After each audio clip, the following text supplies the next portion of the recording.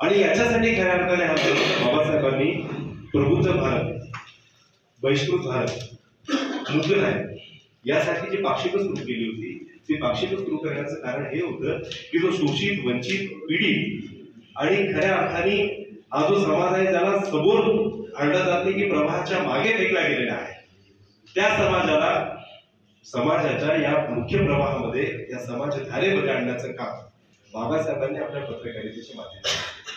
त्यांची पत्रकारिता पोट भरणारी पत्रकारिता नव्हती.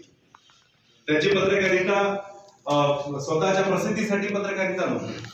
खऱ्या अर्थाने समाजोद्ध आणि खऱ्या अर्थाने मानवोद्ध ही हा जो समाज आहे त्या समाजाचा आवाज झाला पाहिजे. त्या समाजासाठी कोणीतरी लिहिलं पाहिजे, बोललं पाहिजे. आणि त्याचा उल्लेख मगाशी मला असं वाटते की वकील साहेबांनी आपल्या भाषणामधून केला. तायडे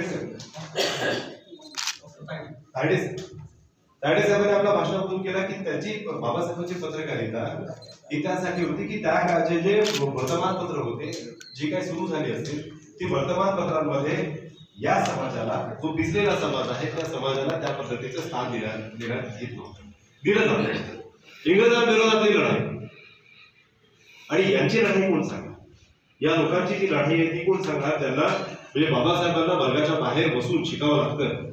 जे सोसलं, जे भोगलं बाबासाहेबांनी, ते पुन्हा माझ्या समाजाच्या वाट्याला येऊ नये, माझ्या बांधवांच्या वाट्याला येऊ नये म्हणून बाबासाहेबांनी खऱ्या अर्थाने हे वर्तमानपत्र सुरू केलेले होते. आणि त्याचा मूकनायकाचा, ज्या दिवशी मूकनायक सुरू झालं त्याचा आपण दिवस, हा पत्रकारिता दिवस म्हणून सुरू करतोय, ही खऱ्या अर्थाने एक वेगळी क्रांती, ही नवी क्रांती विचारा पडेल की पुन्हा एकदा 6 जानेवारीला पत्रकारिता दिवस असतो. अनेक जण तो करतात. एका वर्तमानपत्राचा मी अनेकदा बोललो, लकडे साहेबांना माहित असेल, आम्ही अनेकदा मांडत असतो, लकडे साहेब या ठिकाणी असतो की आम्ही मांडत असतो की एखाद्या वृत्तपत्राचा, दर्पण नावाचं वृत्तपत्र आणि त्याचा वर्धापन दिन असेल आणि आपण त्याचा वर्धापन दिन आपण इतर सगळे वर्तमानपत्रांनी साजरा करावा. याचाच मला की हे असं का, हे प्रश्न विचारता आले पाहिजे. मी स्वतःला विचारत राहतो की चिकित्सक बनून राहतो की काय सुरू आहे. पण खऱ्या अर्थाने जर पत्रकारिता दिवस मनवायचा असेल, साजरा करायचा असेल तर तो हा दिवस असेल असं मला वाटतं.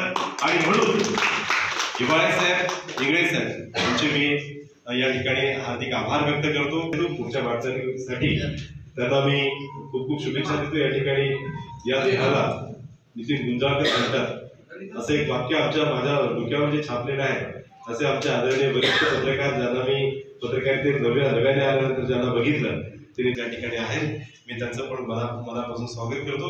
आणि मला या ठिकाणी जो मान सन्मान दिला, मला बोलण्याची संधी उपलब्ध करून दिली त्याबद्दल मी आयोजकांचे मनपूर्वक आभार व्यक्त करतो. खूप खूप धन्यवाद. थँक्यू.